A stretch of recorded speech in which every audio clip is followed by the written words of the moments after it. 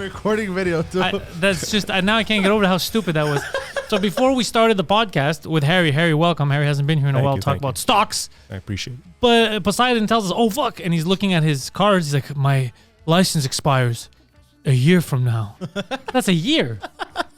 That's so. That's not when you panic. I know. It just I like to be proactive on these things. I miss you guys. I missed you too, Harry. Some people don't know, but the first like outside the house studio that I had was at the same place. We when the Pantelis Podcast started to kick off and the 4-H was just dying down, we were doing it on Cremazy, on top of trophies. You were there. Phil was there. It was Phil's place that he was running. Yes. That's where we met. Yes. And then we left. I came to this bigger Matthew spot. Was there too. Matthew was there too. Building, yes. We had a good gang of like degenerate podcast comedians and actual adults that actual people that normal people. Buy and sell stonks all day. And then now we're separate. Yeah. You're sad because you don't have me anymore. It's true. And I'm sad because I don't have your financial insight, so I'm losing all my money. You got me. You made me money with uranium, by the way. I made money. I should have kept it in longer because it doubled from when I sold it. Yeah. But I still made money. You never know. You never know. Yeah. You take your money and you're happy, and then you move on. You find something else. I made money on gold too. Gold's good. Yeah. You should keep your gold. Yeah, I'm keeping it. Physical gold, right? Physical. I'm not like gold miners or anything. No, I have some miners. The kind that you can buy, not the kind that you can fuck, Poseidon. Hey. And I have those stored. I have stored physical, and I have some miners in case they pop off. Don't tell anybody where it is. Your physical gold. Oh, it's in the basement here. Oh man. There's a room downstairs full of gold. Because just somebody believes that and they go down. It's the Federal Reserve. Yeah, they open it up and it's just a shitty generator that should have been replaced 30 years ago. No, I have. You get places to store your gold. But yeah, so I did that and I see that it's going up. I don't have anything crazy, so it's not like life changing. Like I would sell my gold right now. It's not like I'd fucking buy a boat, but it's a good investment to counter inflation because it's going up. They say it's an inflation hedge, but whatever. You know what else is an inflation hedge? You give me some insider tips I could put my money in. Insider trading is Nancy Pelosi. Insider trading is an inflation hedge. Yes. Have you been monitoring the Pelosi? Is she up to no good? No. I think if I do that, or if anybody does that, you're on a list. Really? If you just copy her stuff. There's a website. If you Google Nancy Pelosi stock things, you don't think you're like. If you Google, I'm just guessing, Nancy Pelosi's things, you get something completely different. But that's the conspiracy theorist in me. You know? I mean, she's making money on it right now. They cut the Fed announced. You're right. It was the first rate cut. It was yesterday. Yes. Yeah. First time in a long time that they cut rates after a hiking cycle. Yeah. What does that mean for you and I? For people listening? Pain. No, just kidding. No, but people always say, like, when the Fed first cuts rates after a hiking cycle, that eventually the market will tank because they're cutting into like weakness. Like there's like bad news, unemployment is high, and then they cut really fast. Okay, and it's true. Like if this could be another 2007 or a 2000, you know, when the stock markets crashed a lot, like minus 50% or more. Okay, but like if you do your research, if you look through history, like if you look since 1971, since we went off the gold standard, there have been about 10 incidents where the Fed has cut for the first time after a progressive rate hiking cycle. Okay, and if you look at that, only two of them, 2007 or 2007-8 and 2000, those two big crashes, those are the only times when the market really went down. The other times, like when they were cutting slowly, like in 1980, 84, 95, 98, they also cut for the first time after rate hikes. But if you look forward, like a month, 2 months, 3 months, a year, the markets are always up, like plus 20%. So it's not always the case. That's necessarily a bad thing. Yeah. But right now, people are always like a lot of people are split. Yes. So they're split, obviously bearish, bullish, but also they're split on where to put your money. Some are getting out of crypto, some are getting into crypto, while others are getting out. Like it's the first time that I see it so confusing. Normally, there's some unanimous trend, and now you can look up and find an excuse to do or to not do anything. So it's so confusing out there. Are you seeing crypto ads and stuff like that? Are you seeing people really pumping crypto? I'm not seeing pumping ads on crypto anymore as I used to. I'm not seeing any of that. Ads I'm not seeing, but I'm seeing people talking and they're like, this is going to go. Shiba's pumping next. Or what did they tell me? What's RXP, you mean, Ethereum, stuff like that. Like you should put money into this. But anytime I put money into crypto, I've lost, to be honest. And the only time I've made money is on actual stocks, and it was uranium. Yeah. It's things like, for me, I'm not a crypto nut. I get it. I know why you would put your money in it. You want to have a decentralized network where you don't trust the monetary system, so you want to have your own money outside of the system. I get it. I get it too, but I don't It's trust like a them either. libertarian thing, but crypto is more concentrated than anything else. Like a couple of people own like 80% of it. Like it's not as decentralized as you think. That's what I say. Yeah. But I view crypto as a Hedge. as a way to trade. I don't invest in crypto. Okay. I don't have Bitcoin per se. You get crypto so you can buy stuff on the dark web. Illegal stuff. I didn't say it, Harry. I didn't say it. Why you gotta put me out like that? Right now, what are you confident in? Okay, like as you know, like I don't know if you remember last time we talked. I have a way of trading. Yeah, okay? you have a method that'll drive people insane, but it's the most logical. Yes. It's convoluted as fuck, but when you go through it, Yes. it makes the most sense. But it's so convoluted, no one but you would put themselves through it all the time. But that's why you're up all the time, because you take 2-3 extra steps that other traders won't, just to be sure. In the long term, not all the time. No, but in the long term you're up. Where I'm down. Yes. In the long term you're up. But the reason why you're able to be up in the long term is because I've never seen you overreact in the short term when something goes wrong, because you've already hedged certain bets. Like Yes. you play it. You're Rain Man when it comes to this shit. That's what you are. Well, You're counting toothpicks. we'll see. That's what you're doing. Well, we have to distinguish between what is investing and what is trading. I trade, okay? Investing is different. I have investments too that I keep forever. Investing should be done in a much different way than trading. Although there is like a lot of overlap. For me, like investing and trading, there's like 80% overlap. Trading is much more difficult because you have to be right in a shorter period of time. Like you have to be right within for me, a quarter or two ahead, like 3 to 6 months. I look 3 to 6 months ahead, okay? But investing, you're supposed to look 5 years ahead, 3, 4, 5, 10, infinity. Like the best investment is one that you never sell. Okay? Yeah. Give you an example. A wife. I'm putting on, exactly, perfect wife. You never sell her. Unless a good camel comes along. Okay. All right. We'll Is that common in your family? Sorry about that. Carry on. I'll see your wife and I'll call you 2 humps. Carry on. Yeah. Carry on. So investing, okay? Let's put on our investing hat from now on, okay? For me, I invest very rarely, meaning that I need to have a time in the cycle where there's like chaos, like after 2000. Or when everything's down. When everything's down. That's when I look to invest for the long term, because that's when you get the best returns, okay? Now, you can invest. I put a little bit here and there in a stock that I might like, but when I really go in, like when uranium, it was when it was at its lowest, okay? When it was hated, and I still had a great fundamental view. So when it comes to investing, fundamentals trump everything. You don't need a chart. You can just throw all the charts away, okay? Charts to me are a small part of my trading strategy and almost no part of my investing strategy, okay? So investment, you look at the fundamentals. For example, in 2008, everybody was familiar after the big crash, okay? Here in Canada, stocks crashed too. Not so much real estate, but stocks crashed too.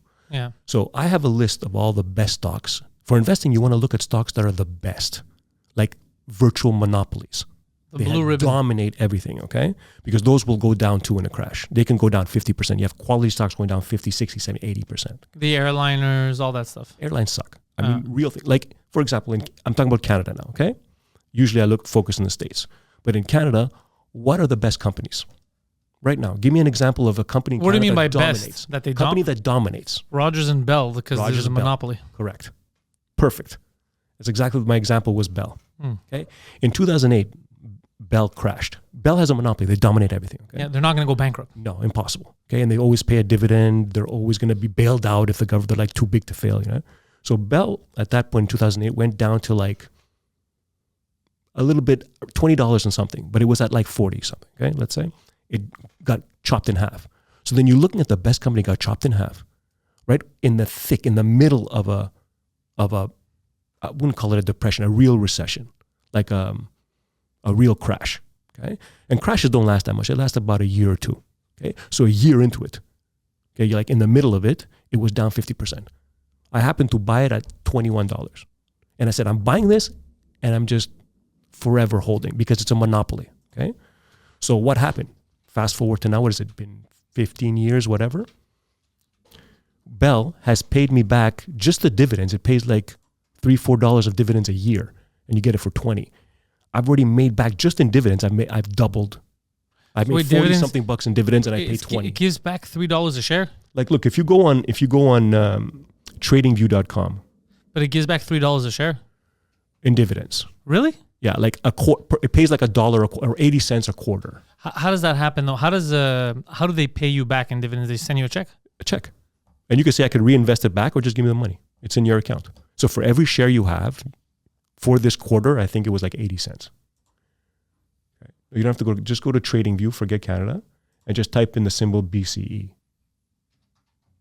And then it'll give you BCE. This one? Yes. Okay. So now go to the top left. You see under BCE there? There's a D. Beside BC, there's a D. Here? There's a D right beside it. Yeah, one D. Top. One. Yeah, there's a D there. Click on the top D. Not that one. Not that one. There's a D right. Right here. Sorry. Okay. Go all the way down and go. That's the time frame. I'm telling you, normally he's way quicker at finding the D. Put it 1 month. 1 month. Yeah. So now every candle you see there is a month. Now scroll all the way back to 2008. You can see that 2008 that crash there? Yeah, where it's dipping beside on the left. Left there. Oh, see that crash? So he bought it there. So about around that, you see that consolidation period? Yeah, it's dipping now too. Around 21 bucks. But look how high it is right now. But it was much higher, right? Yeah. Why is it dipping now? At 71. Why is it dipping now? Well, because they have a lot of debt, and their debt has going into like almost junk status. So is this the time for me to invest in Bell? Wait till there's a crash. Wait till there's a real crash. Do you feel any panic now? Yeah, I'm panicking every fucking day. I'm stressed out, bro. That's why you're here. You got to help us out. There's no panic. Do you think there's a crash imminent? Not imminent, no. We'll get to that. I'm telling you, I don't think there's a crash. I think we're going into we're in a bullish period, and you stick with the bullish trend. Okay, especially now that Powell cut 50. Okay, now. But let's talk about this. Here, you don't see that. But go back to the month, when we did month. Do you see the chart how it is right now? We went from 20 all the way to like 70 and then back down to like 48, okay? Go there and go to D for day again. Okay, now on the bottom, you see the on the bottom of the screen. Okay. Go to that little E on the bottom that you see, E. Those E's? Those little E's. Yeah. You can click on that. Are you showing this to people? Yes, I am, of course. Now go to where there's a D bottom. Click on that. Click on the D, Poseidon. Yeah. What does it say there? The amount. Dividends. 0.9. So that's $1. $1. You get $1 for that quarter. Each share. Each share you get $1 for the quarter. So if I have 1,000 shares, I'm getting $1,000. $1 per share. That's what or 98 cents, whatever. So I'd be getting $1,000. $1,000 for 1,000 shares. But it costs you, it's $48. So it's like you need 48,000. Because 1,000 shares times 40, you have to buy it. You get $48,000. No, but that's if I want it instantly in one quarter. But over time, you're still making money. You're getting $1,000 per share a quarter. So in a year, you're getting $4. Yeah. Remember, I bought it for 20. So I'm getting a 25% return. Wait, no. That's not what's happening. You said per quarter. So you're getting $4 per share per year.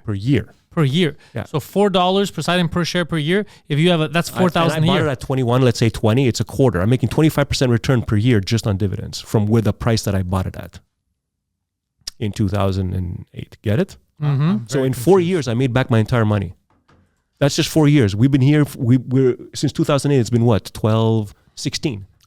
So I've made 48, but I wasn't getting $1 then. I was getting maybe 50 cents. But I'm saying if I had 1,000, let's say if I had 1,000 shares right now I buy 1,000 shares. Well, don't buy now. No, I'm saying we're hypothetically because remember we're talking. You always talk like everyone understands what you're saying. I'm sorry because you're a fucking nerd. But everyone listening is confused. 1,000 apologies. So if I buy, forget what the share price is. The share price could be $1 or $50. Right now, we're just gonna say the share price doesn't matter what it is. You have 1,000 of those shares. So you've bought it. It cost you $50,000. It cost you $10,000. It doesn't matter. You have 1,000 shares. Yes. Every one of those shares gives you, for this example, $1 per quarter, which is every 3 months. Yes. Okay. So $4 per share per year. So if you have 1,000, you're getting $4,000 back that year. Yeah.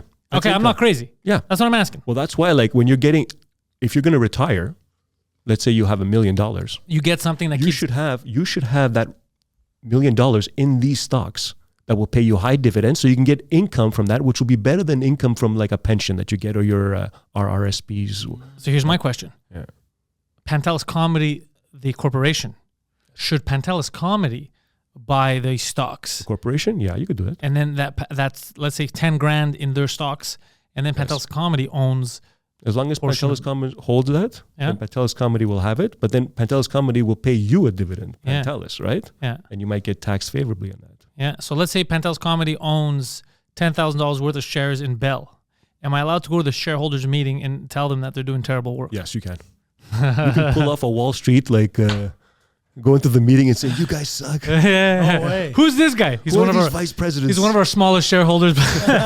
He has one share. He just came here. But he's the most aggressive. Yeah, one. he's very aggressive. He's very aggressive. But you see how I'm gonna do it. For me, investing is when everything is getting killed, Yeah. and you buy the best, and you wait, and you build your portfolio that way, and then you just look. I've made, I don't know, let's say $48 in dividends over this whole period. So let's say I made 150% return over, I don't know how many years it is, 15 years. Plus, I still have $48 the stock. I can just sell the stock and get 48. So I made like 5 times my money already on a stock. It can go to zero, and I still made 2.5 times my money because of all the dividends. I like this dividends. That's what you want. You want to, oops. I thought the place was haunted. I thought we were being closed it. attacked. I thought it's done. They don't want us to know the secrets. I thought we were being raided. So, Nancy Pelosi, guys. but right now you're telling me, because I asked you, what do you think? I shouldn't get into Bell yet because you're saying they're going to tank a bit No, more. but look, you have to be, this is you being a sniper, like you're just like an alligator in Yeah. a swamp who eats once a year. The thing is, I'm a warthog. You're and a big fat warthog. I'm a and you big wanna fat eat right warthog, now. and I need some. No. Not I want. Yeah, not. I don't have to eat right now. I could But put listen, my. I don't I'm need to give telling someone you- my money. I'm just saying. No. What would be good or to invest in now, or should I not invest right now and wait? Well, you see what you said. What would be good to invest in now? Well, the term invest, Investing trade. means- I know. But No, you don't should not play this trade. nerd shit with me. Don't play this nerd shit. You know what I'm saying. You know I what would I'm saying. not advise you Yeah. to trade because look what it takes to trade. You need Yeah. to be on point. Okay, you need to dedicate at least 20 hours a week. Do you have time to do that? No. So most people don't. So I say for investing is quite easy. Not easy, simple, because it requires you to just act once every 4 or 5 years Yeah. and then count your money. It's not sexy. It's not action. It's, do you want to win or do you want to have action? That's the point. yeah. You want to win. It's the game of life. You only have one life. And Can I win when a you're done, bit? you're But also, let me 60. get some sexy. Let me get some sexy. Well, that's something else. We got a lot of expenses here. Look at it. Between me and Poseidon, we've got fucking. I got a Those fur limos dog, a parked little out baby, back, a girlfriend, a wife. We're fucking. We Yeah, need it's some money in the expensive. company. It's expensive. I have a question for you. What do you think about REITs? REITs. Well, that's just investing in real estate. Tell them it's a scam. If you can do it. No, it's good. It's It's a okay. scam. But like So- if you want, remember, Is this what 5% return on investment? it's whatever real estate would return you. And it depends what kind of REIT. Are you investing in commercial real estate, residential real estate? Residential. Where? Southwest, US, Southeast? It's not always. I invested in a retard, and it keeps. And he's giving you no return. He's giving me anything but dividends. But you see now, for example, with BCE, wait for a crash, which I think a crash is coming, but not yet. Okay, we're still very good. The economy is holding up. Everything's good. In like So 5 right years? now- You should be. I'm bullish right now. I've been bullish since But October bullish 2023. means you think everything's going well. It's going up. So if Things it's are going gonna up, go I should not buy. But isn't that But the time to generally, buy? there's ups and downs. But Yeah. generally, the trend will be bullish for I'm saying for the next year, at So- least the end of the year. So wouldn't it be cool for me to get something now to sell in 6 months or 8 Yeah, months? but now you're trading, and there's a lot Okay. more involved to it. Yeah. Okay? So when it comes to this, like BCE was a no-brainer At the Okay. time, yeah. at the time. Okay, you have to have that right now. We did it for Canada, but in the US, you can come up with a list of 5 stocks. In Canada, give me 5 stocks that you think rule Canada. Rule Canada. Yes, you have BCE. These are one of them. Rogers, Would you say Rogers? Yes. Telus, Well, Rogers and Telus in the same industry, so pick another because you have BCE. Rogers. I would Rogers. still pick Telus because Rogers is more Okay. East Coast and Telus is West Coast, Okay. and it is a split country. It's kind of like 3 countries in one. Fine, it's good. I would pick those. I hate to say it because I don't like them, but Air Canada because they won't let them die. Yeah, but Air Canada's an airline. But they won't let them die. It's a fucking But communist it's a perpetual, socialist airline. It's perpetual death. BCE at least can print money. True. You don't want stay away from airlines. I don't have care to which- fly places. fly, but don't invest. I won't. Okay. So another one. Look at big company here that you'd use every day. that I use every day. Hydro, like That's electricity. good, but you can't invest in that. I would put all my money in Hydro-Quebec if I could. It's one of the best companies ever. Really? They're printing money. They're the jewel of Quebec. I thought they were saying recently. I saw articles come out that they fucked it up and they're gonna start charging people more because they overdid it and they don't have money. You and I know that the government is not the most efficient person that runs businesses, right? Yeah. But imagine how inefficient they are, and yet still Hydro-Quebec prints a crap load of money. If it was run like a business, it would be much more incredible. But still, can we do anything for that or no? We can't get enough people in there they give to run it properly. Over $1 billion to the Quebec government every year. That's another podcast. How do we fuck up $1 billion? I don't know. But I'm saying that. And by the way, when I used to work there, the people there are the best. The hardest workers are the best people there. And they're just electric. It's just like it's a stodgy business. It's like people are like, but it's the best investment. I would invest in that if I could. Yes, you're right. They don't let us. But you can't. No, the government owns it. Isn't that weird that the government owns it? Well, I'm just saying in a capitalist country, quote unquote capitalist. They own casinos. The government. Yeah, I don't like that either. I like my casinos betting. being owned by natives. I don't support the casino. For real, I go to Playground because I don't want to support these people. I go support the natives. Huh? I like Kanawake. They have the good poker tournaments there. They have good poker tournaments. I think I'm going to do something with them now, actually. They just messaged me, Poseidon. I joked with them. Poseidon, you're going to like this because someone asked me. They go, do you want to do this? And it was something ludicrous. They're like, 3 hours is like $600. And I go, no, I'll do it for $1,500. And then they go, are you available on these dates? So I should have kept my fucking mouth shut. They out-negotiated you. So REITs are okay. What about like it's okay because you're covering the real estate market. You can invest in that. What about like a Canadian S&P 500? Like I know BMO has it's the TSC. TSC fund. Yeah, put TSC on that. You'll see how it performs. Here? You'll see it. I wouldn't recommend it because it doesn't perform as well as the US. What about click on where it says search markets here. The big. What about BMO? BMO has. Another thing would be Royal Bank. You can invest in Royal Bank. Loblaws, another big one you can invest in. There's your 5. I heard BMO has like a good holding of like numerous companies and they like constantly trade. They have traders and shit. They're having a little bit of trouble. Treacherous. They're traders. But that's what you would do. You would wait. Think of it like you're a sniper, that you have one bullet you shoot every 5 years, or like an alligator waiting in the swamp to eat, or an anaconda get this. To eat once, and you can survive for like 5 years. Here's what I'm saying. I'm gonna keep my You will outperform every ETF, every benchmark if you wait until there's a crash. And then buy. The hard part is that people don't pull the trigger when there's a crash because they are scared themselves. Yeah. You have to get rid of that emotion. So I'm ready. But that's the only difficult thing about investing. Because of what you told me, I was ready during 2020. The problem during 2020 is, if you remember correctly, I should have bought in earlier, but Scotiabank, and I'm going to say this right now, I've already said on a podcast, they fucked me. They did this whole convoluted thing. They wouldn't let me open up my trading account for like a month and a half it took. Then they apologized. There was all that problems, and I missed out on 3 nice candle strikes. Yeah. So I didn't like that. I didn't appreciate that behavior from Scotiabank. They never paid me back for the losses because they can't. So, but now I'm ready for when there's a crash. But right now, since we're not crashing, what I was looking at is there something that you're confident in that you see like picks for people to be like, yo, try this out. Try this out. Okay, now we're going. So investing, forget it because there's no crash. No, there's no crash. I'm waiting now till when something happens, I'm going to go for the big companies like you said. I'm going to go for the Bell Canadas, Write it the down. Chipotles. But you don't have to do it in Canada. I would buy the big companies in the States. You'll get a better return. KFCs, is that what we're saying? KFC? That's the biggest company in the States. That's the biggest company in the States according to all my black friends, yeah. Apple, Amazon. Yeah. You can buy those. You can buy, but that's tech. So stick one tech, maybe have a Costco. Maybe have Costco's good. Costco's good. They pay their employees, yeah. So wait for the crash, and you can Visa, credit card. Because you know they're not going to go down. Yeah. I could invest in Visa. You can invest in Visa, yeah. Visa. Isn't it a conflict of interest? Because I think I'm paying for Visa to exist because of all these fucking fees. You're paying yourself though if you own it. Stay away from Disney. Yeah, no. I have kids in the future that I'm planning on like. So put Visa. Just type in Visa. I forgot what the symbol. I'm gonna keep my kids away from Disney. V is a symbol. A rule of thumb for your kids is try not to get them molested. This one. Just put V. Oh. Yeah. For Vendetta. Then click on this one. Visa Incorporated. Huh? Yeah. Oh, every country has its own Visa. It's a little highs. You can skip all the way back. You can see how. Oh, it's very high. Yeah. Look at that.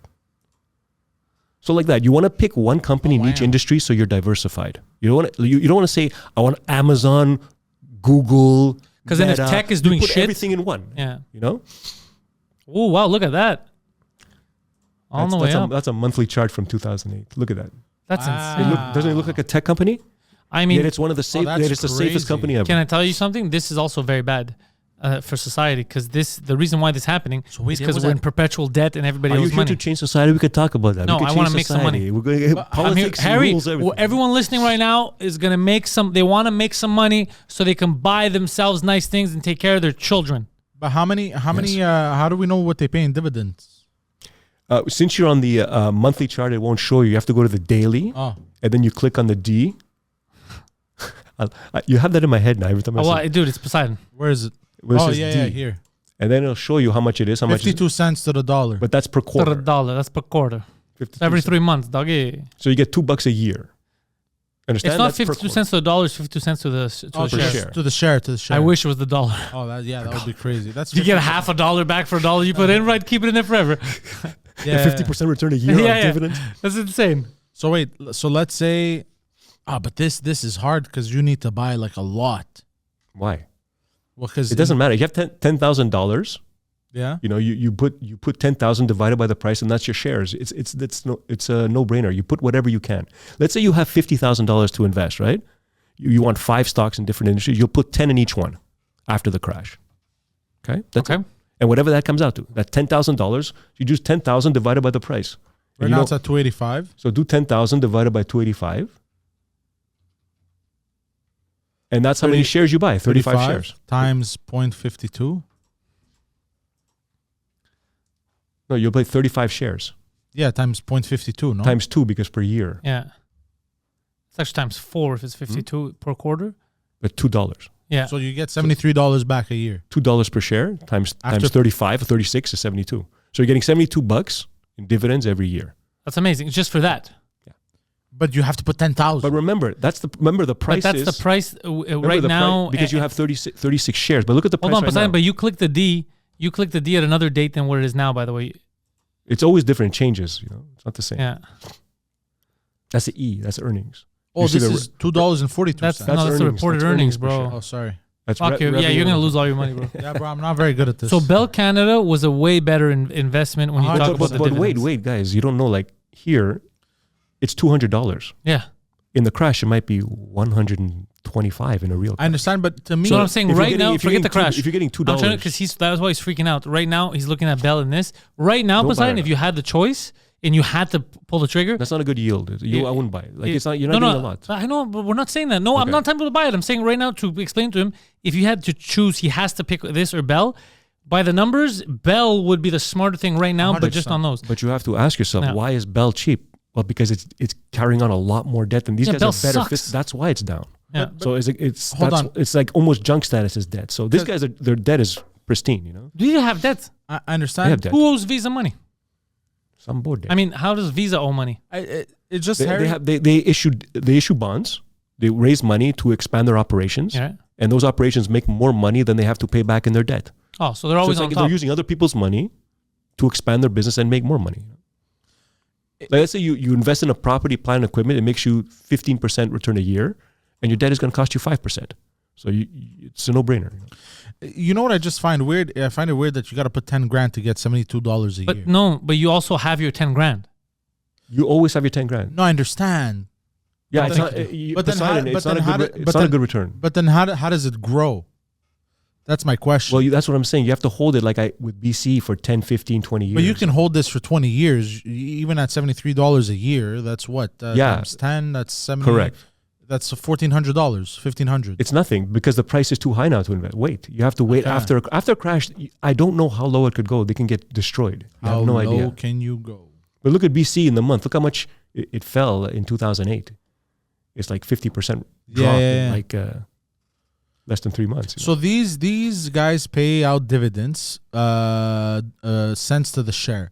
But what's the difference between these guys and percentage dividends payouts? Like REITs the percent. payouts? Well, the percent is if you get per share. If you get $2 per share, you just do $2 divided by 240, and you'll find the percent return per year, which is less than 1%. You're getting less than 1%. Okay, because that's why I heard REITs are good because they'll give anywhere from 2 to 8% depending on the. But REITs are just like buying a house. Whatever the risk is with buying a house, if interest rates go up, they're going to get crashed, destroyed. If interest rates are going down, which is what's happening, they're going to go up. So right now Which for is the why people, home builders should do better now. we'll see. because In the rates are going States, not here though. Why would you say that? Here, I don't know if houses are ready to go up. Well, here the Bank of Canada has already cut like 3 times. Like we're way ahead of the curve versus the Fed. Like the Fed is the last central bank in the world to start cutting rates. Everyone else is already. But everything here is super expensive. Still. Can I be honest? Yes. I don't think it's going to go down that much, and I'll tell you why. Because people already invested in it. So let's say if I bought a house that was overpriced, a house that should be $500,000, let's say. Are you talking about houses or normal prices like grocery store prices? Well, no, grocery store prices, I don't see them going down in a minute. Hopefully they could cut taxes. Let's say right now, if the conservatives gain power and they do what they said, and we're paying half the taxes we do now, it'll be way more it'll be more palatable when you're going to buy something because it's more affordable. Yes, but I don't see the price itself going down anytime soon because our dollar's worth shit, so it's costing us more to bring this in. But what I was going to say about the houses here, because people are like, oh, wait, the housing market is going to crash, the housing market is going to crash. If the economy is still rolling and people are still getting their paychecks coming in, like we don't have a world-stopping thing like COVID. Which is the case right now. Then no, because even though they're high mortgages, all that, people are still keeping them, they're still flowing. And someone who's just keeping and flowing, if he overpaid for a house that was worth $500,000, but he paid $900,000 for it, maybe he won't get $1 million, let's say, but he's definitely not going to sell it for $500,000. That would be insane. That's suicide because everything else is up. So I can't see houses like everyone's like, oh, they're going to go back to normal. It's impossible because people own the inflated properties. And all these people collectively will not sell under what they bought. So Am I wrong? No, that is... That's one way to think of it, but you have to think of multiple dimensions. Okay, here's the other supposition, okay? They're holding onto their houses, you're saying, because the rates are so high. No, I'm saying they're holding onto their houses. They don't want to sell because they have to buy another one that is like just as expensive. What's the point? What's the point, right? Yeah. So if the rates go down, people now are more willing to part with their house and buy another one, so that will the people that are willing to supply. part with their house are the ones that didn't part initially, so they bought them cheap. But the people that bought them priced a high price, they're not willing to sell because what's the point of selling lower than if the values are going down, let's say around you, unless you have a house that you know, oh shit, this is going to be more than what I could sell mine at, but you're never going to sell yours less than what you bought it, right? That would be crazy.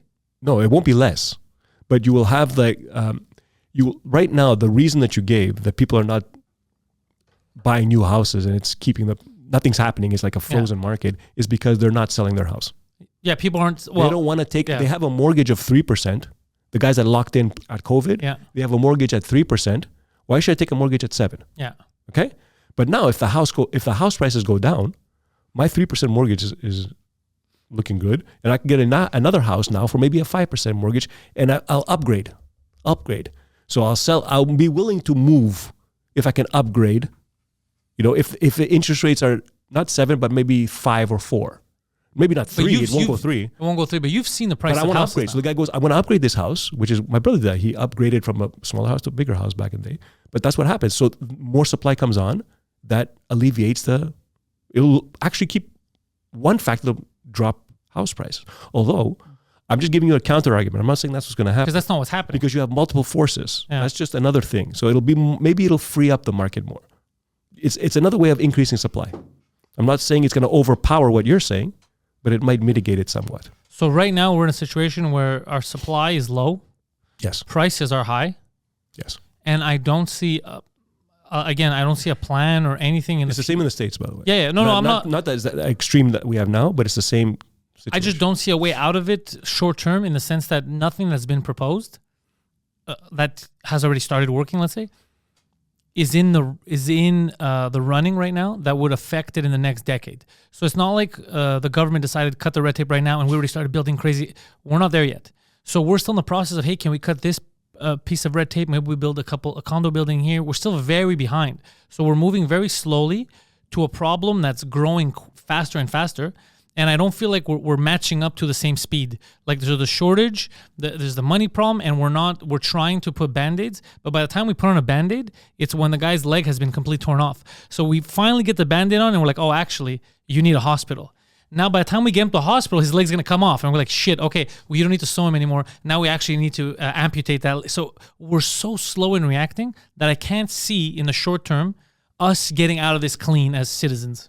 You're arguing against a government that has moved slow, right? You're a system that moves slow. I'm arguing against government in general. I want I don't want a big government because the bigger it is, the slower it goes. I want a small, nimble government, and the government has very specific duties. And all this shit, The government, the fact that they can control so much shows that it's a failure. Have you ever seen a small, nimble government? Have I seen it? Yeah, in history. Well, not in my lifetime. I've lived here. Historically, like maybe the United States back in the 1890s. Yeah, but I haven't seen it myself. I know that it was. No, I'm saying seen it through history. Yeah, through history, of course, and I love that. Like but I haven't seen the real U.S. The real U.S. was small, but it was small because they were growing from that point. They were, and private enterprise was bigger in terms of power at that point. We might see it in Argentina now. Well, that's it. Like you see what happens. Like if you have the right policies, you think it's undoable for 10 years, we're in trouble.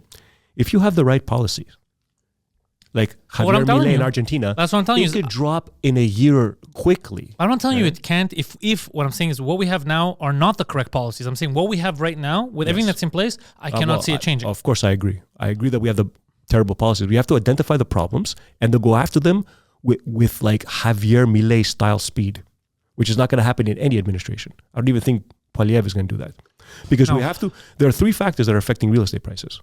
Okay, you know that. It's the high interest rates. We're going to get rid of that soon. It's going to get lower. We have more immigration than we are building supply. And we have the supply problem.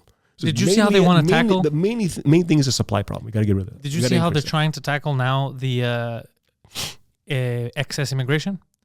In the worst way possible. What are they They're doing? cutting work visas and for international students. Yeah. So they're they're not the ones driving it. It wasn't the international students. And also, if you don't let a student work while he's here, he's already here, the student. It's not going to change what you think. It's so stupid, but this is such a fucking shitty government. Such a shitty government. I heard they did that because apparently a lot of people were coming under the guise of student visas. To start working and stay here. Yeah, and stuff like that. But the problem is you already let... Yeah, but here, you already let them in. I'm a 35-year-old student. So you already fucked up, right? You let them in.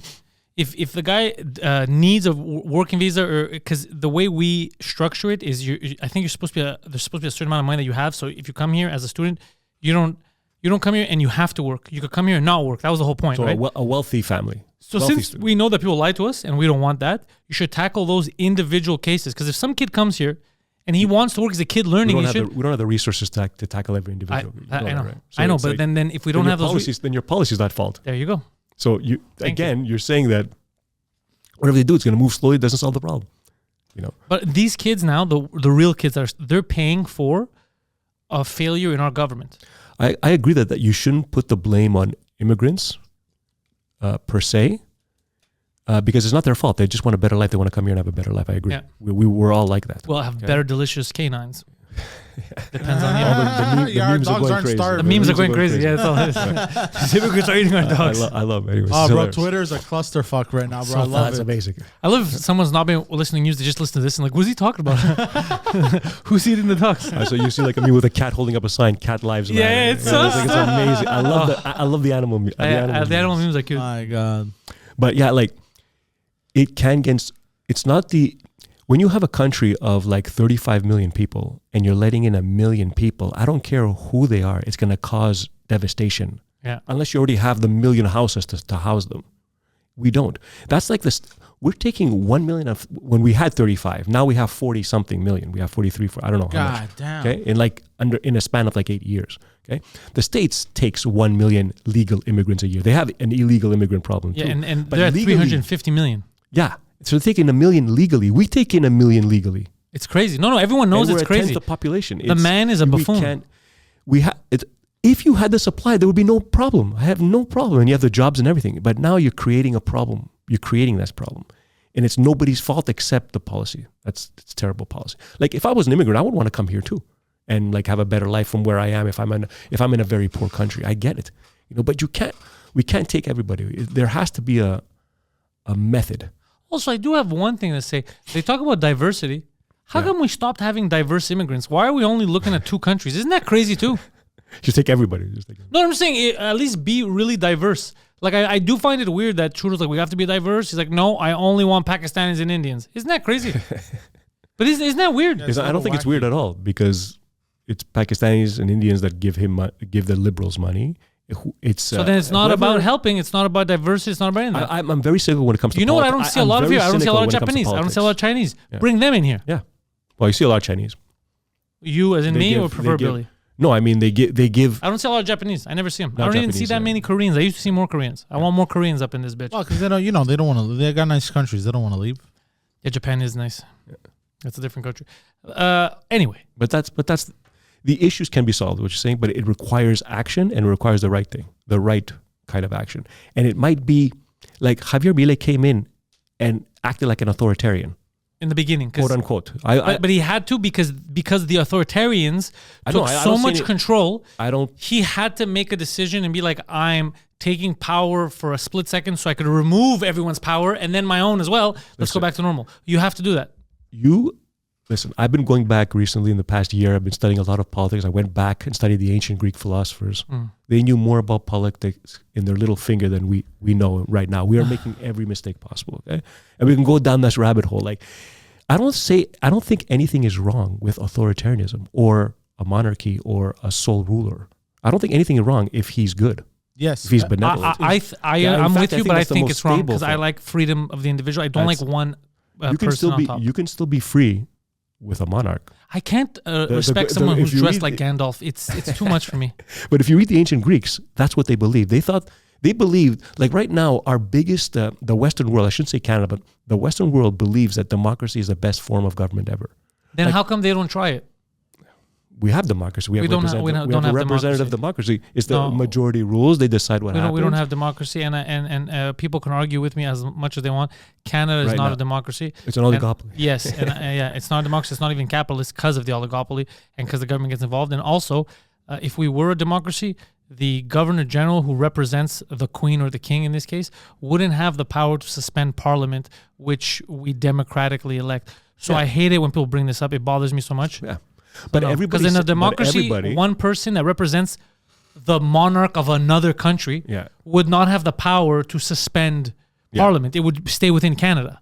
Yes. So when they say it's ceremonial, if it's ceremonial, then they should get them out of here because I don't care about your ceremonies. I voted. I'm a citizen. But what is de facto Canada or the States? What kind of system is it really? What do we have in place right now in Canada? The States are a constitutional republic. I don't know why we say democracy. Let's go back. It's an interesting conversation. Let's go back to the ancient Greek philosophy. Yeah. Because I just happened to reread Politics from Aristotle, the book. Like, there's only three forms of government, okay? There's democracy, there's oligarchy, and there's monarchy. It's the rule of many, the rule of the few, or the rule of one. There's nothing else. Everything. Well, that's if you oversimplify each, but within them, there's these subcategories. I like the constitutional republic. I like that. What? I like the constitutional republic is a combination, and they said it themselves, a combination between democracy and monarchy, because what they were trying to avoid is the founding fathers were trying to avoid a centralized power, tyranny of the majority. They didn't like democracy. They hated that's what democracy I'm saying. Because they saw mob rule in the beginnings of their republic, if you will. It wasn't even a republic. It was democracy is two wolves and a sheep voting on what's for dinner. That's democracy. Yeah. But also they didn't want tyranny from above, not just from below, from above. Like King George, they got rid of the king, so they had to make a system where the constitutional republic. Constitutional republic, House of Representatives. But then you're splitting up power between two factions, and you're gonna have a shit show. 150 years later, you have this. Yeah. But look, the Constitution is great on paper, but look what it leads to. It didn't prevent what we have now, right? So if a system sows the seeds of its own destruction, is it really a good system? Here's what I will say to that: the counter argument. Yes. The seeds that are sowing destruction in this system is not inherently this system.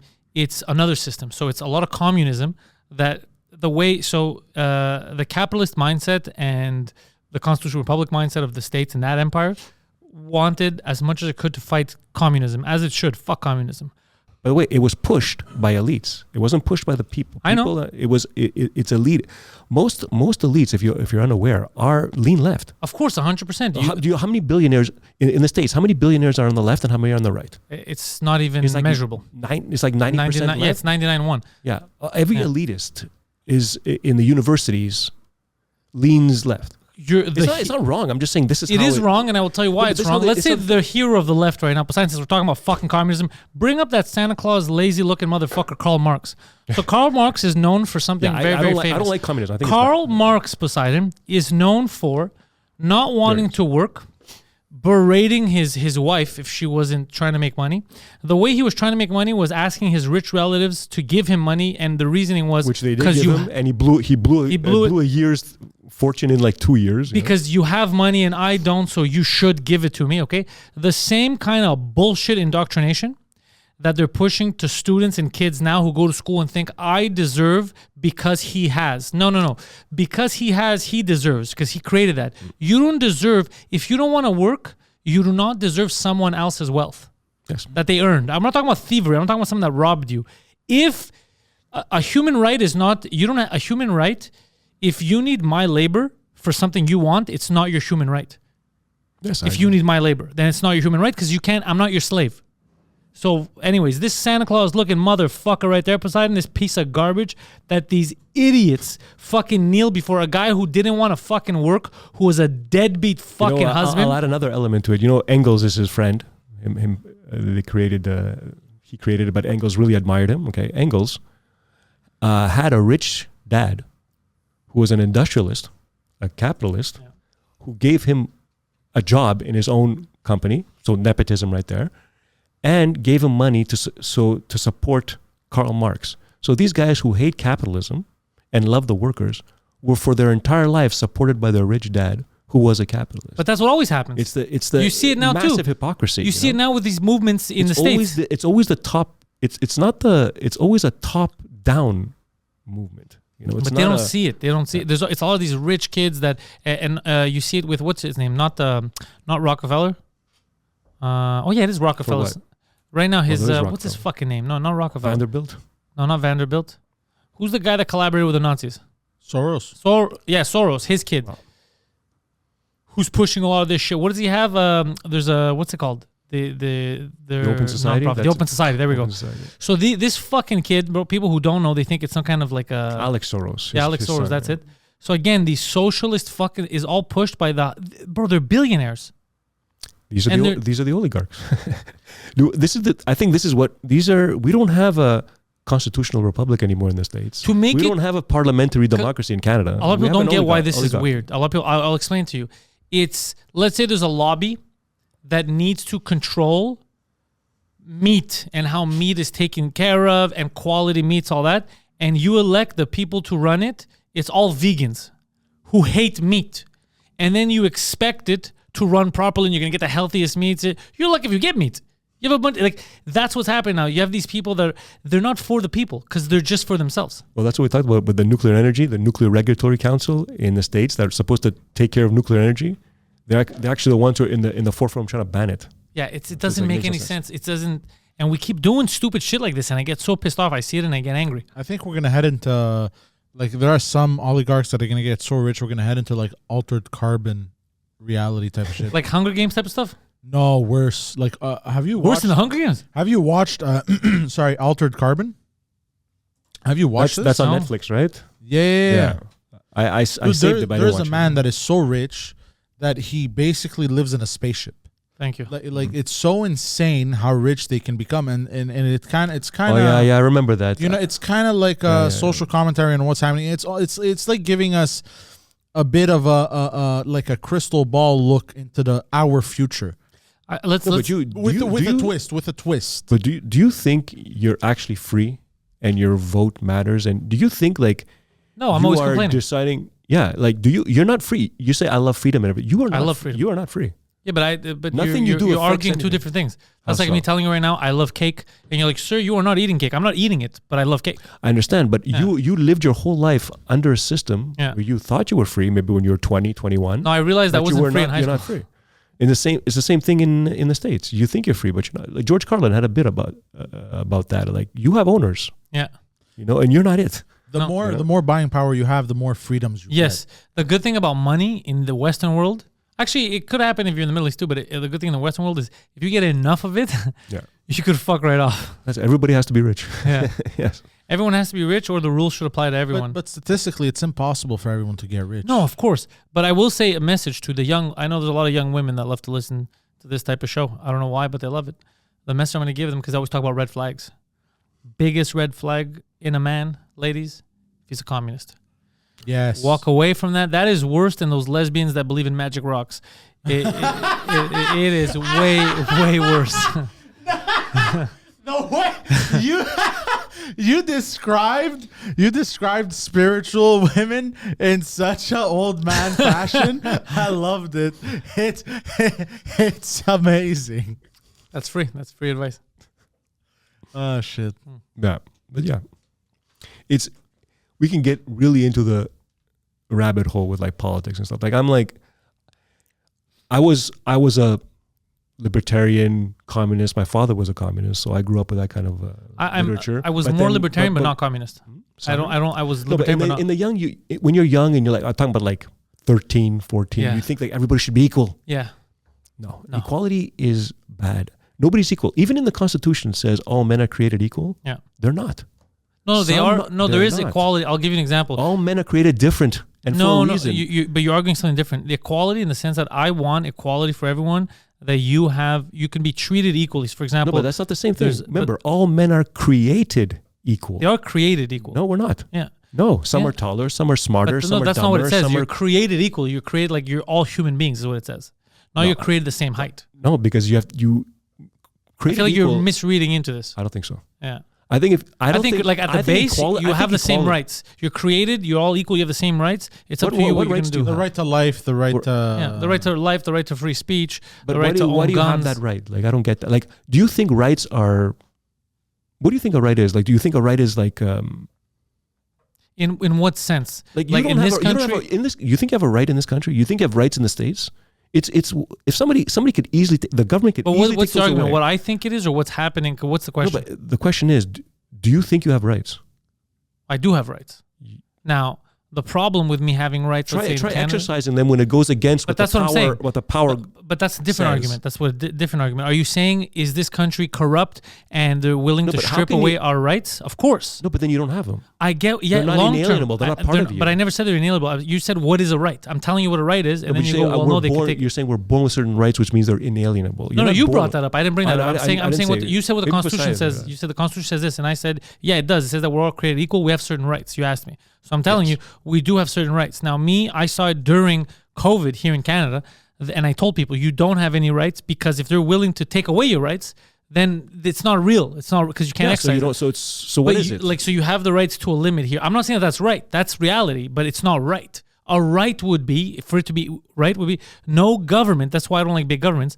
Should have the ability even to exercise, even think of removing your rights. So when COVID happened, we did the lockdowns, for example. Let's say you can't go out past 8 p.m. The fact that this government, through no actual science or no committee, no vote, was able to stop you from leaving your house or give you a ticket, to me, is crazy. It fringes on the severely treasonous and illegal. Here's the problem. You have that's a very privileged mindset. Here's the problem. Thank you. I'm just Here's saying. the problem. The active majority of my fellow citizens are bordering on IQs of 72. And they were praying for the government, a bunch of dudes that kissed their sisters, to tell them what to do. None of them, most of them weren't like, wait, what the fuck? Fuck you. The police, since then, that's when I saw the police in a different light. And I really haven't liked the police ever since. The police had the power because we don't have Quebec military. Let's say it was the police that were giving the tickets and monitoring this. The police had the power. The commissioner had the power to be like, you know what? Okay, they're putting that down. We're not following. We're not exercising this. If we see someone jogging at fucking 8:30, 30 minutes past or whatever, we're not stopped. We don't care. This is not real. This is not a crime. They could have done that. They could have used their IQ. They didn't. So when I saw videos of cops giving nurses tickets at 5:30 a.m. because they were out a half hour before they're allowed to be out, even though they had to get to work. The buses are still running. Why would you run a bus if you don't want to be able to do that? None of this makes any sense. Okay, it's all backwards convoluted. They're giving tickets to nurses going to work. When I saw that, I was like, even the police, you can't give them the benefit of the doubt. You can't, because they're fucking idiots. When they're told something stupid, they will not use their better judgment and their common sense. No, but why does that surprise you? That's how it's always been. The reason why it surprises It should be me, surprising if they did stand up. It would be extremely unique. if it, the reason Most people I will honestly are tell you because ruled. I feel it right now because you just asked me and it actually it's in me why it surprised me. The reason why it surprises me is because my whole life I thought we read the same history, we saw the same videos, and we saw what it was. We saw what we don't want to be. We saw what we fought to overcome. We saw that. We saw tyrannical stuff. We talk about the Nazis. We talk about it, and we joke about it. So I would never do that. This is stupid. And then when we were faced with the same thing, immediately everybody pussied out. Everybody like cockroaches. The light went on them. Followed in line like they did with the Nazis. And followed in line. I lost so many fans at that time for the shit that I was saying. But I'm saying that's normal. That's a normal reaction. People are disgusting. Moved.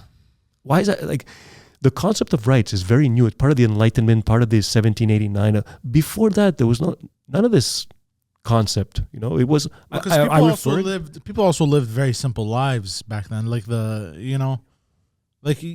a farmer, like a peasant didn't have that. Like he couldn't think like how somebody can think today. You know what I mean? That was reserved for scholars, the elites, people. The peasants lived better lives, I think, than we did back in those days. Like they would. No. Yeah. In terms of like, forget technology. No peasant had iPhone. Forget technology. No, forget technology. Okay. No, but also I get sick. I get some Tylenol. No. They did not live better than us. Let me explain what I'm saying. Okay. Let me explain what I mean. A peasant, like in the Middle Ages or a serf or whatever, would work 6 months out of the year. And 6 months it would be free because of the harvest and whatever. 6 months out of the year. Do you work 6 months out of the year and have 6 months free? No, I work 24/7. Exactly. We work way more now. We do. Okay. So we're not as free. No. But our work is an option. I choose. Our work is an option. My work is an option. I choose what to work work. Can you do 6 months out of the year and still make a living? I can't. Well, there are jobs that there's actors, all kinds of that work. Well, but I'm just saying. I'm saying the serf. Okay, serf, but the serf, the lowest. I'm a serf, right? We're all serfs. Okay, so I'm a serf. I chose this. I chose this thug life. I chose this life of constantly working, traveling, because I get to. Yes, I work super hard, and yes, I'm tired all the time, and other people have vacations, I don't take vacations, but I'm doing something I love, so I sacrifice it. That's the sacrifice I make. I get it. I chose that. I could have chosen to be like Poseidon and just play video games, masturbate, and yell at my friend on the phone all the time, but I don't do that, because I'm fucking... Okay. Thank you for throwing me under the bus. Thank you for just... You didn't even. But there's no objection. Even throw me, bro. No objection. You didn't even throw me. I took the bus and I put it on him. Exactly, bro. I didn't throw him on the bus. I threw the bus on top of him. Exactly. I was like, bro, what the fuck, bro? But he works 5 days out of 7. Not even. Serf works 6. And a serf would only pay 10% of his récolte, his harvest, to the Lord. Yeah, they take half my money. They take half. Yeah. So are you as free as a serf? Forget technology. I'm just taking time. No, I'm not as free as I see what you're saying. By the way, they didn't even think of it that way. They thought I'm under the guise of a lord. You never see your king. You never see your king. In their entire lives, a serf would never see his king. He would actually think he's more free than you are right now. Right now, everywhere you go, you have an interaction with the government. A parking ticket, a cop, I have to pay this, a little tax here. Everywhere you go, you're being interfered. A serf would never see his lord. And us now, you turn on the TV and our lord is always there with a gay flag waving and saying stupid shit. Yeah. You follow my gist? Like I follow your gist. We think in modern times that we are better than everybody else and we know more. And we have to look to the past and learn what these guys learned. These are giants that were much better than us, and we built upon them. We should learn from them, you know? Yeah, well, right now, you're saying this because you're in the phase where you're kind of thinking... I'm much older than I was when I was 20, 30. You're thinking, you're in the thought process of someone in the 90s who was a bit smarter, but you're surrounded... No, it's true. But you're surrounded by the people that are not in that mindset. You're surrounded by the people who are going to destroy this generation. You're surrounded by... the lazy people, the entitled people, it's already built. Why would I build upon it? Just give me something. You're surrounded by that. And you is proverbially, because I'm surrounded by them too. So this is what I've noticed is there are a lot of people that say the things that we're saying right now, but the majority don't give a fuck. They don't give a fuck about history. They don't give a fuck about like the millennial generation. I can't make it. Here's the thing: I can't make it generational because people like to say millennial, but I'm a millennial and I'm thinking like this. Yes. And I know kids that are younger than me that would be, let's say, Gen Z. No, but your generation, not you. I'm saying, don't think. But I don't think it's generational. I'll tell you why. Because you're gonna find right now people that are my age that think like me, people that are younger than me that still think like me, people that are older. But then in the same mindset, Gen Z is much more open-minded. Much more open-minded. Awake. Not, I don't want to say woke. Not woke. It's the opposite of woke. It's awake, let's say. So, like, I noticed that there's a generation right after me that they went super woke and stupid and everything. But then you have the younger ones who are coming up and like, this is fucking dumb. No, I don't care if you identify as a leopard. You're not a leopard. Right. You're just a fat lady. But that's why I have hope. Yeah. Because these guys, the younger generation is coming up and seeing the stupidity of the previous one. Yeah. And saying, no, I'm not going to do that. So I have faith in that. Humanity never changes. I think it's the same. We go through these cycles of stupidity and whatever. It's just that now it's amplified, you think, because technology, and we see it. Yeah. It's faster and amplified. Yeah, you get the dumbery. Because back in the day, Poseidon, the people that would show up and they'd be like, I have magic rocks. They'd be kept in the corner like, shut the fuck up. Now they go online and then they get followers of other magic rock salesmen, and it just feels bigger. That's all it is. I see what you mean. I see what you mean. Because now it's just because the people that yell online that say the craziest dumb shit that most people don't want to talk about, they don't want to be called a name, are all lunatics that we would never take seriously in the past. But because they band together online and the majority of people are not going to go argue, you see 100, 1,000 people online saying, you're a bigot because you don't respect my pronoun, I'm zim zam zing. And they make you think, oh, fuck, 1,000 people say I'm a bad guy, I must be bad. When in reality, they're retarded for raping language like that, of just making things up, and I have to accept their imaginary shit. So it's a power play. It's a power play. Yeah. But it's everywhere.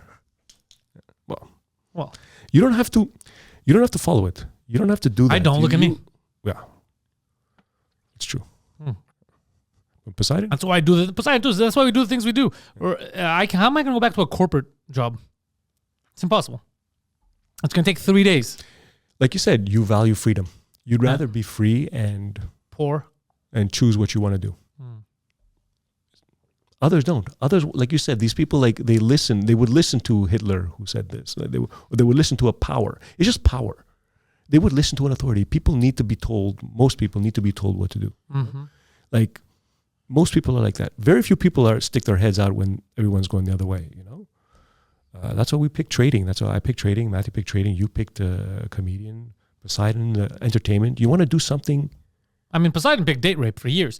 And Big date rape. But his asshole's hurting, so now he's... But I'm free! I'm free, damn it! At what cost, though? At what cost? Yeah, he's shit standing up, but however, he's... But I'm free. He's free. He's shit anyway. Yeah. So before we go, big tips that we're going to tell people. What should they look into right now? But well, we can talk about other things, and you can decide what you want to keep or not. You know. Like, so here's what I want to keep from you. People look up to you. All right, you're a good dude. Thank you. I like what you said about investment versus a trade. So there's a lot of day traders now. Robinhood, all that. Everyone's jumping on trying to make a quick buck. Do you have stocks that you look at for quick bucks, or are you only long? Okay. We talked about investing. Yeah, which was, by the way, what you said was so smart about dividends. I'm going to look into it. That's what most people should do, okay? Yeah. Invest. It's very simple. Wait for that crash, but you still have the balls to put your money because you're going to be scared. You're not going to want to buy at the bottom. Buy at the bottom and close your eyes. Don't look for another year. Okay. Now, that's what I'm saying. Don't look. Like sometimes you can, BCE, I'm not selling BCE. So never sell these stocks, okay? Anyways, now let's go into trading. Okay, this is what I do, okay? Trading is a little bit different than investing. Although for me, there's like an 80% overlap. Okay? How I handle things when I look at trading, because I have to be right within a certain time period. In investing, it could take 5 years. Yeah. But that's the good thing about investing. You can take a long time before your thesis develops and you could be right. Or if you pick the wrong stock, let's say you didn't pick BC and you picked Nortel, you're dead. You'll 5 years down the line, you lost all your money. But you can see it gradually going down, no? Some people think it's going to go back up. You can't, only the chart is only you looking backwards. You don't know what it's like at that time when it happened. When I was buying BC, it was scary. I closed my eyes and bought it. I got to do it. But everybody thinks, it's going to go lower. It's going to go lower. I'm going to buy it when it gets lower. I'm going to buy it when it goes to $19 or $15. There's all these psychological games. I bought a stock once and I'm waiting for it to go up. It's called Zellers. They're going to be a big retailer. Steinberg's, I heard good things. Yeah. They're making a comeback. Huh? Yeah. But trading is different. Trading is much harder because you have to be right, like I said, within a certain time. Forget day trading. And the time is so short. Well, I look for 3 months, 6 months sometimes. That's still short in the grand scheme of things. Yes, correct. But like that's why investing is quote unquote easier because less rules. It could go down today, but you're like, I don't give a shit because I don't want this for 10 years. If you did your fundamental research correctly, and you should, okay? By the way, when I trade, 80% of my time is fundamentals. 80% of his time, at least, maybe 90, is nerd shit. It's all research. It's all research. I look at the companies. Well, I get to that stage. Okay. First, what I do is I look at the overall picture. Like I said, we were talking about where's the market going to go now. You see, we always look at where the market's going to go. What's the general trend of the market? Because if the market's not favorable, you can pick the best stock ever. It's going to go down. Okay. Like Netflix, an example of an investment. Back in the mid 2000s, that stock went up, ripped to like 60, 70, $80. and then went all the way back down to like 8. That was the time. That was retarded. If you would have held it through then, you look like an idiot. Okay. However, now it's like 600. I don't know. Put 700 Netflix. something. Yeah. Ah, You see, you damn, would a have been share? right. Yeah. Imagine So, I you wanna bought at shoot myself in the 70. You know what I'm saying? So even if you bought at the highs and you held, which you shouldn't, it's stupid. But You could have got lucky. it's a good company. But what you do is like if it goes to 80 and it goes down to it hits your loss, you get out at 70. Okay, so you lost $10. Then you're waiting. Then you look at after the crash, it's 8. And then you see that it's flatlined and starting to go back up to 10. Then you buy it back at 10 or even 20. So you got out at 70, you bought it back at 20 on the way up. Still making You money. save that and you make way more because now you can if you sold it at 70 and bought it at 20, you can buy three times the times, shares. yeah. So when it's at $700, you make 3 times your money than if you just held it the whole time. Crazy. That makes a difference. That's the difference between retiring with 500K Or 2 million. or 2 million with dividends. It doesn't pay The dividends. dividends. It doesn't pay No, it dividends. doesn't pay dividends. But I'm saying like you can do that with a stock that does. Okay? So that's the difference between investing and now trading is how you can enhance your investment by being a trader. Like I said, if it goes down, you get out. A trader would do that. An investor would not. An investor doesn't even look at that. He'll just, I'll hold it. Okay? Like Warren Buffett would just hold it. Okay? If the story has changed. Okay? If it's fundamentally changed to the negative, he would sell. But normally if it didn't change, he'll hold it. And he'll still make money if he's right. If he's wrong and it turns out to be Netflix ends up being dead and there's another company that took it over, because now we're just after the fact. We know that it survived. But at the time, we didn't know it would survive. When it was at $8, it could have gone bankrupt. No clue. So you get out and you buy it back when it's coming back on the way up. Okay? After 2 years. After the crash of 2 years. That's what I'm saying. You wait for the crash for investing. Now, trading is different. Okay? However, for me, it's 80-90% the same. Okay? First, for the part that I'm going to get to, it's the same. We haven't gotten to that part yet. So first, as a trader, I look at the overall picture, the macro picture, where things are going. I look at macro things, future forward-looking macro stuff, okay? Like interest rates and where I think they're going to go. The leading indicators, like I'll give you one, is the ISM Manufacturing Index, stuff like that. That looks forward. It's a survey of it. It surveys business leaders in each segment and says, "What do you think your business is going to be in the next 3 to 6 months?" And this guy says, "Oh, we see orders picking up. We say, so you want to go into that sector and stuff." Yeah. Okay, but there's other things too. You look at consumer confidence. You look at forward-looking things, and you have a picture of whether in 6 months the economy is going to be up, maybe middle, maybe or down. Okay, so let's say you decided after doing your macro research that you're bullish for the next 3 to 6 months. Okay, so you want to be generally long. Okay, now you look at what specific companies do I buy. So you have to look at the ones that are going to move the most in that time frame.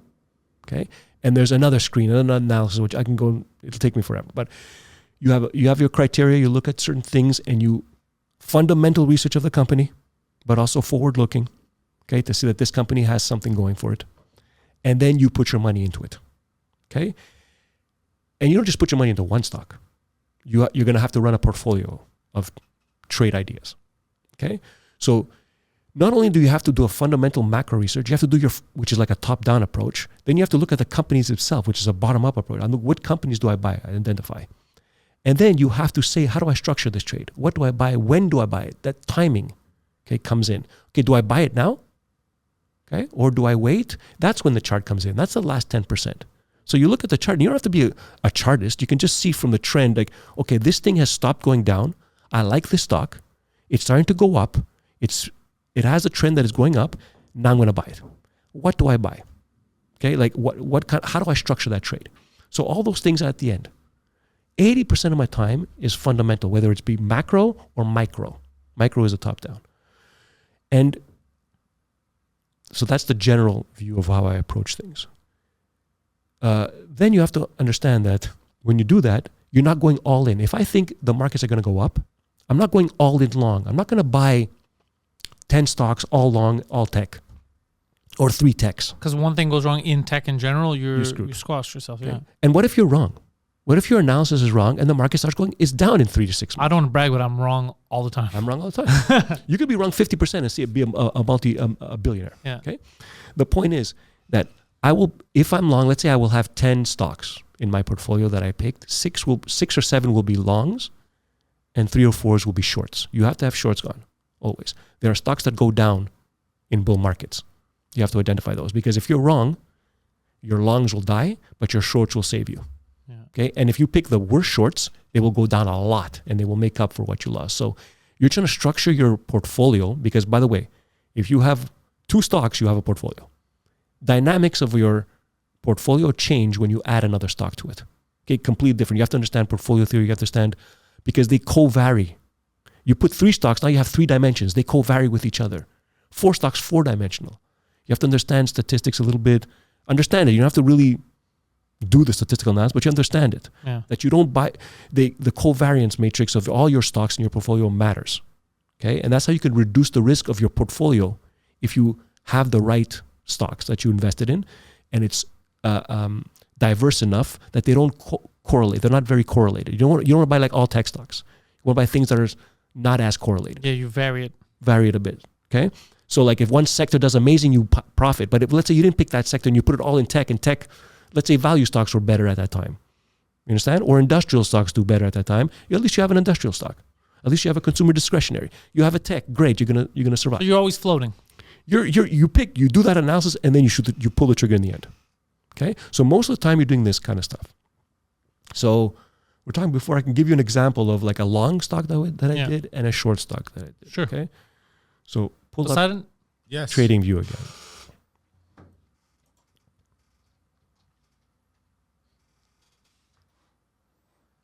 There we go. Trading View. What do you want me to search Okay, for? so I identified that we should be long because my analysis says we should be long. Now we're in a bull market. We should be generally long. Okay, so one of the companies that I went long is Shark Ninja. Shark Ninja. Shark. Okay. A shark and a ninja. Shark The Ninja. 2 most powerful combinations. Shark Ninja. I just type in- SN. Oh, okay. I mean, you can type it and then you can just click on that.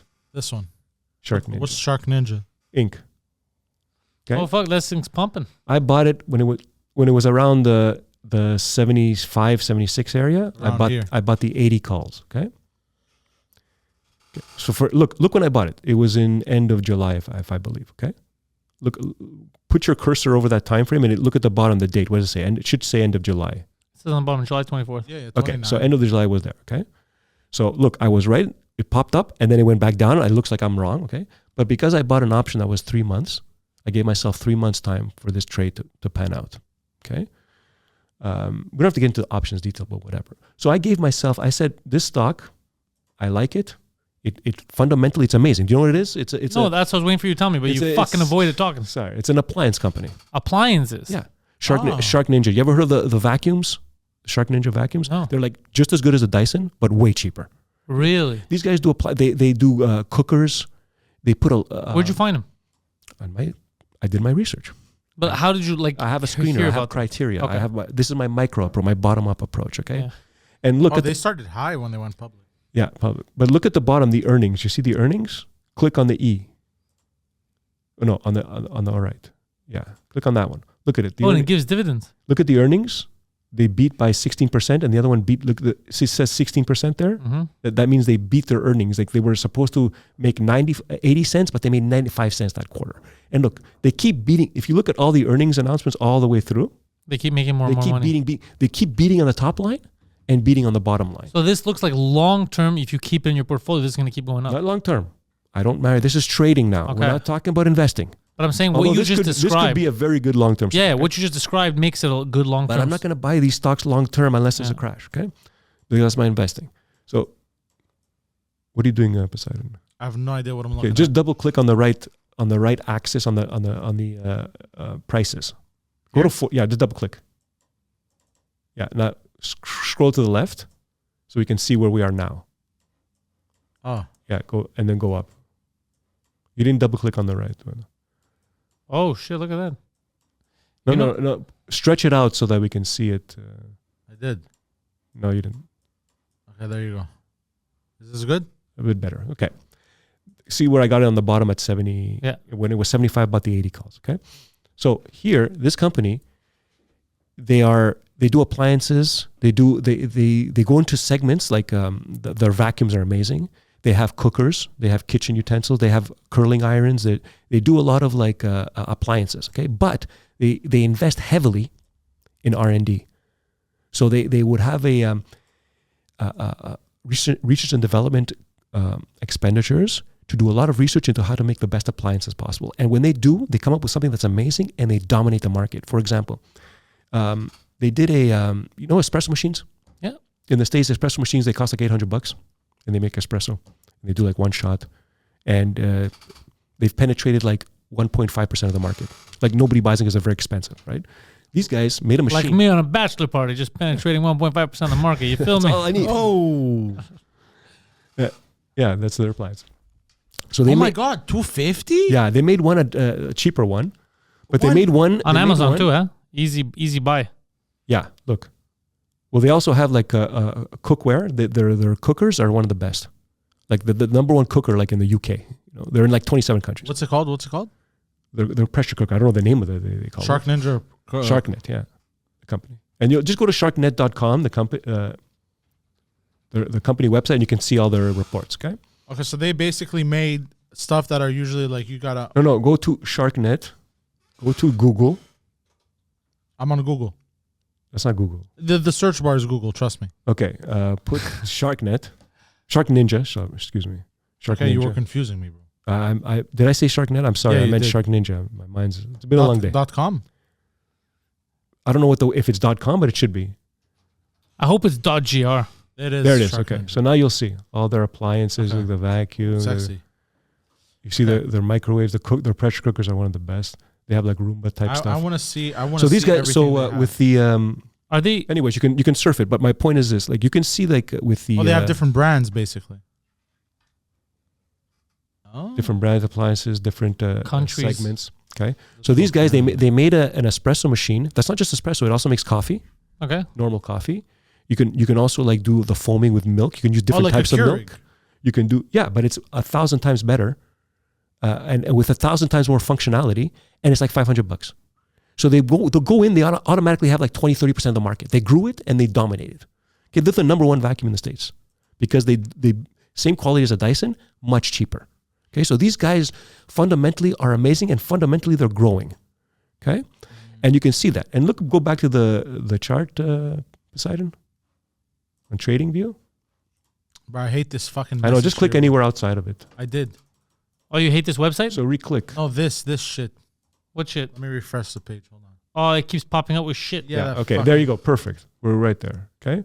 So these guys, look at it. Look when I bought it. It was already up a lot when I bought it, but that didn't dissuade me because it was still undervalued in my view. Okay. The market loves this stock. Okay. So that's a long. You see how it's not a sexy industry. Nobody would think of it, and yet look, you can get crazy tech-like returns in industries that you have no idea. I find Success. vacuums rather sexy. I think so too. So Well, that's one of my long ideas that is What- panning oh, out. look, I'm not saying They you have should. David Beckham doing Yeah, ads. They have all that. Oh, that's where the Smart. investing. Celebrity. They're huge. Oh, they're the ones with the ice cream machines. You can Yes, make they ice have that cream. too. It's done. I'm investing in them today. No, don't do it. I am investing today. These are not and, recommendations. And, You shouldn't and do it. Harry told me to do it. No. So if this tanks, I want you all I've to already- remember I've- that Harry bankrupted me. Dude, look at these outdoor grills they have. They look easy. They're electric. I like how they look easy. You're pointing at that lady. Oh, her too. Bestseller. Yeah, they're everywhere, and they dominate. wow. They don't go into a segment if they can't dominate it with their tech. So, but the knock on this is that they spend a lot of R&D, Yeah. which other appliance companies don't. But they What's R&D? dominate. But I Research and like development. everything you're Okay. saying now. You're making it very attractive to me. Oh, If you're not trying to sell me this fucking stock, why are you I'm dressing just up so telling you. sexy? I'm telling you, this is how they do the Bro, research. Indoor grills, bro. I'm buying one. Yeah, I like this. You just sell You them should to us. buy You it. understand? This People are is going to fine. buy You're this gonna stock make- not you're because gonna of me you. a so shareholder cool. money. I love it. Not a recommendation. It kind of is, though. As a trader, I already sold like 30% of my position because I look at the money. Well, I'm going to buy the I'm up 30 like you 5x. sold. That's what I'm doing. Ninja cream. Ninja cream. You can tell what Poseidon's thinking. Yeah. It's like it's terrible. He's thinking of a bunch of ninjas Creaming. creaming on that one girl on the couch. Remember that? Oh, Just a bunch of ninjas standing behind her. I enjoy Japanese porn. Smoke bomb. Poseidon's out. You know what I'm talking about, Poseidon? What? That meme. It's a bunch of ninjas standing behind her. Yeah. What's her name? Piper Perry. Oh, I have no idea who they are. I don't know. No, the porn star that got rattled. All right, and what's the short example? Okay, so that's a long. That would be one of them. And I wouldn't have any other like They look- but consumer they- discretionary stocks in my portfolio. I diversify. But they look quality. Their stuff. Yeah, it's quality stuff. I'm You telling just you. said they spent on R&D. And by the way, when you do it, you have to come up with trade ideas on your own. And it's not. My trade idea didn't come from a chart. I didn't look at a chart and say I have to buy Shark Ninja. I did it because I have a screening criterion. I looked at it, I studied the company, and then the last thing I look at is the chart. Okay? Fundamentally is what it matters. Fundamentals are what matters most. Now go back to TradingView, Poseidon. Uno momento. Okay. So that's a long. Okay, I'm net long. Okay, but you have to have shorts in your portfolio, like I said. You have to be long short. So my short that I picked is Dollar Tree. Oh. DLTR. Click on click on anywhere. No, you're. Fuck, he's bad at this, huh? Yeah, he does this to us with everything he searches. He doesn't understand that. And any podcast we do, it's the exact same thing with with anyone. Search another. Just put DLTR. And click on the Dollar Tree. Top first one. NASDAQ. Yeah, it doesn't matter. Okay. Oh. See where it is? Yeah. See how They're hurting. do you remember you see Why the are they earnings? hurting? Look at the earnings. Yeah, the earnings are red. Click on the earnings. Almost all. Remember Dollar Tree, we saw an upward chart, strength with earnings increasing? This was the exact opposite. No one has $1 anymore. No such thing as dollars anymore. It's $2 tree. Yeah. Right? $5 tree. Anyways, these guys are struggling. Their CEO is saying we have to lower guidance or we're seeing trouble ahead all this time. And look, go to the beginning, Poseidon. Go to the okay, right there. Okay. I shorted it right before the earnings because I knew they're going to be crap. But I shorted around 95, a little bit before, right there. Like 100, like right here. Yeah, but I bought the 95 put, so I shorted at 95. Okay, it cost me like $4, so I shorted at 91. Look how far I sold almost all of it at that. After the earnings, it dipped twice. It's coming back up again. Look, yeah, go back there. It was around $70 down. So you made 72. No, it went lower. That candle goes lower. Oh, okay. You see that big? The bottom is the volume bar. You see that big volume? yeah. That's that's after the earnings. How they tanked their earnings. So I covered most of it around 70. So you made $20. $20, but it cost me $4. So I made like 5 times my money. So this is my point is like, look at the market is going up like crazy and you still have these crappy stocks that suck, but you have to identify them in the same way that you identify your longs. Because that's the one thing that people don't look at when they look at crappy stocks. They don't even give them a second guess because people don't short as much as regular traders are not going to think of shorting. So they're not going to look at a shit stock to short it. They're going to look at a stock that they think is good and they want to go up, which is true. That's the danger. But you see how if they do that and they're right, they make a lot of money. If they're wrong, they lose. That's why most retail traders lose. Okay. Yeah. That's why you have to have a way to protect yourself so that even if I'm wrong, even if we didn't have a bull market and the market tanks like 2007, my shorts, my longs are going to go to zero, but my shorts are going to print. They're going to go up 20x. So I'm going to make money even when I'm wrong. You understand? Yeah. You want to be in a position, it's ideal to be in a position where you make a little bit when you're wrong and you make a lot when you're right. That's the golden rule. That's the golden rule, but it's very tough to do. It's not easy. It's extremely difficult. And what do you see, given your strategy for long short, what do you see in terms of climate? You said you're bullish for the next little while. I'm net long for the next while. It's going to be... Do you think the elections will have any effect depending on short term, who wins? yes. Long term, no. Okay. Short term, Harris wins. What do you think? Sorry? Kamala Harris wins. Short term, no, what do you but think? It doesn't matter because if Kamala Harris wins, there are going to be stocks which she would support, like solar stocks are going to go up. All these Green New Deal stuff is going to go up. That's what I'm saying. Short term, let's say Trump wins. What Trump do you wins, see? probably like oil stocks will go up, maybe. That's the question. Yeah. Maybe, but it doesn't really matter because whatever happens, I'm net long right now, but I'm a little bit scared because it depends how we go up. Because if everybody wants to pile on into this market and we get like a crazy move, that's very dangerous. That's like a blow off top type of scenario. That's very dangerous because the crazier we rip, everybody's going to be super happy. Yeah, the roller coaster on the way down. It's going to be devastating on the way down. But if we go up slowly and gradually, a little bit here and there, it goes down a bit, up again, it could last long. It could last another year or so. If it goes up slowly with normal dips and we don't go into a recession and jobs hold up. Look, right now, jobs are holding up. Everything is okay. GDP is going up 2%, 2.5%. There's no crash. There's no devastation. What about Canada? Forget Canada. Canada's done, huh? I don't look. Canada is like, it's too, you can get 1,000 times better opportunities in the States. So just go there. I'm waiting for although I do have some investments in Canada. I have some like long-term gold holdings in Canada. But you're talking about miners. Miners that I really like. But that's like, Well, that's segment not of my something you want to portfolio. see on the internet. But yeah. Yes. I'm waiting for Shiba Inu to hit $1. It's never going to But happen. my point is like if we go slowly, If it does, lasts. I have $20 million, but it's not going to happen.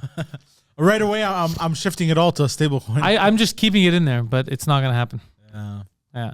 So That's a dream. that's my philosophy of how I trade. You see, it's much different. It's all of it is like studying, and then you pull the trigger in the end, and then you wait 3 to 6 months, okay, and then you mitigate. If you're wrong, there's a way to mitigate to make less, to lose less. Before I let you go, are you still watching the UFC? Rarely. You know, it After used to the be fact. such an MMA guy. I used to love it, but now it's like You have a kid. You're busy. I'm busy. But it's like I still watch it after the fact. Like if there's a show, I'd go on. You want to see what the I'd see it results are. MMA. No, I'd see it like on MMA Core or something like that. Like What is that? It's like a website with all the videos? you can see it after the fact. Okay, like all the recaps. No, the actual fight. So I don't want to know. you don't want to know, and you just rewatch it. I can't see it on a Saturday because I have a kid, but I will see it on the Sunday. Interesting. You know, you should go on. There's a good site. Now that you told me, I didn't know. All right. Maybe I should tell you off the air. Tell me all this stuff off the air. I'm gonna go and Harry, place bets. hopefully people learned and they liked it and they hate communism. Thank you very much for being here. I have your links in the description. You should follow Harry on Twitter because he'll do these. Hey, this is ripping. I'm looking at this. This is what I'm doing. So you could follow him. And he's my guy who told me about uranium when the rest of you thought that it was nothing. Nothing. We made money off that. So, Harry, thank you very much for being here, bro. Thank you. I appreciate it.